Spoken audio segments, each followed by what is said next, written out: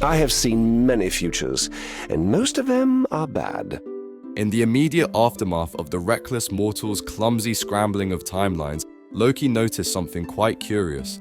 The sap bleeding from Yggdrasill had a new, particularly magical essence. He began to experiment with it, shape it, concentrate and intensify it. Time, he discovered, was the core of its essence, and right away he conceived an intense desire to visit a future Asgard to see what mischief he might make there. Quickly, he learned how to do just that, but he came away not only disappointed but frightened and, not that he ever would have admitted it, saddened. For the future Asgard he beheld was a ruin, its throne broken and cast down, its collections looted, its surviving people grubbing in the ruins to survive.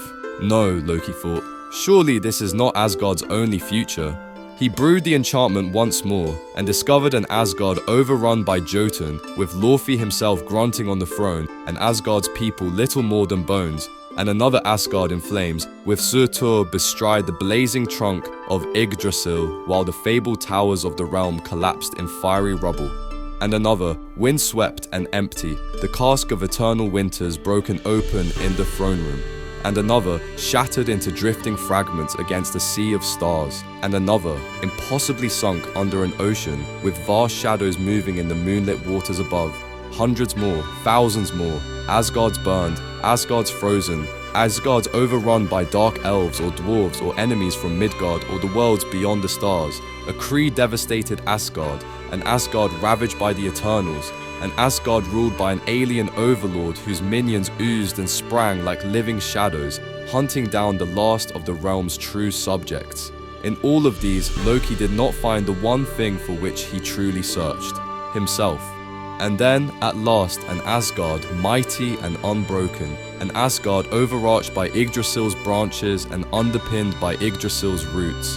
Her towers shining, her people vibrant and untroubled, her wealth untouched, and her throne occupied by Loki. He reeled back into his own time, mind aflame with the implications of what he had seen. How many destroyed Asgards had he witnessed? After all that, to see the one surviving realm be ruled by himself.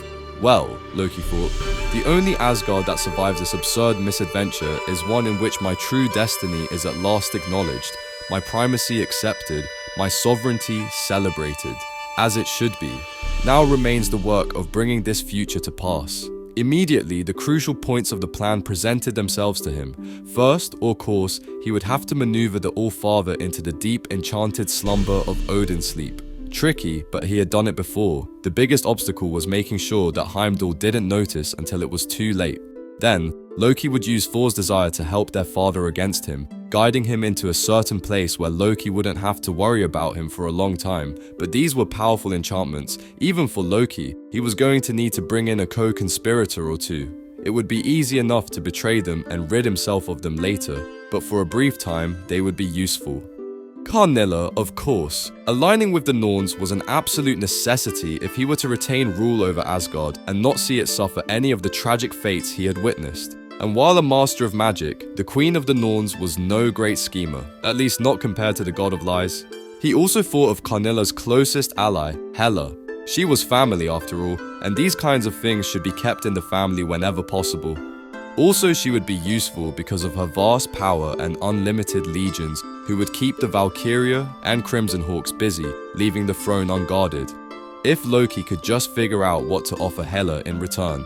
He manifested in her realm unannounced, just because he could, and he knew it annoyed her. As soon as she sensed his presence, Hela sent an escort.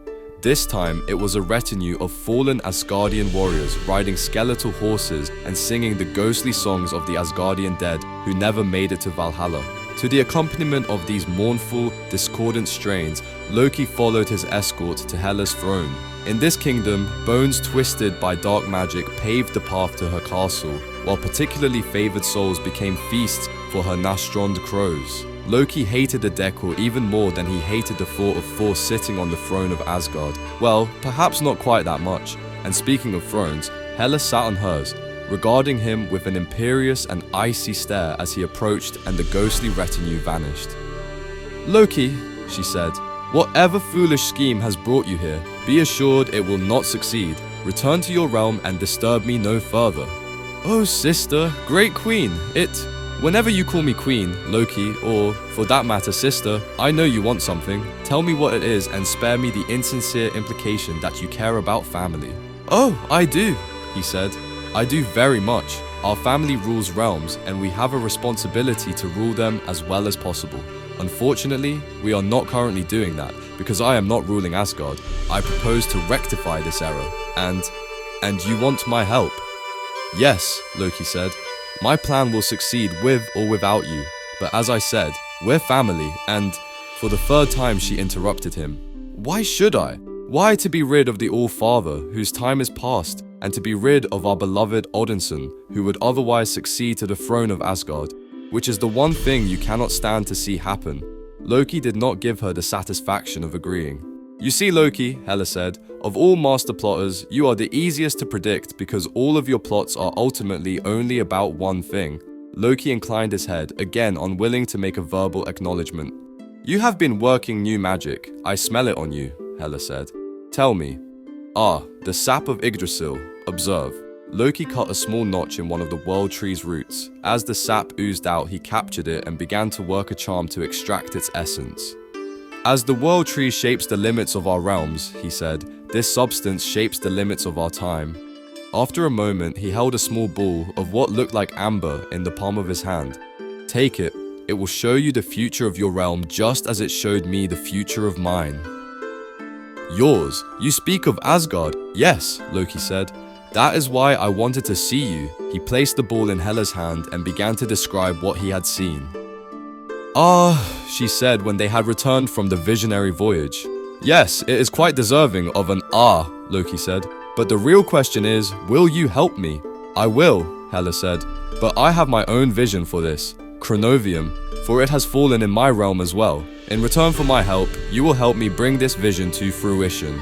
Of course, Loki said, intending it to be a lie, but not even he knew when an attempted lie might become an inadvertent truth.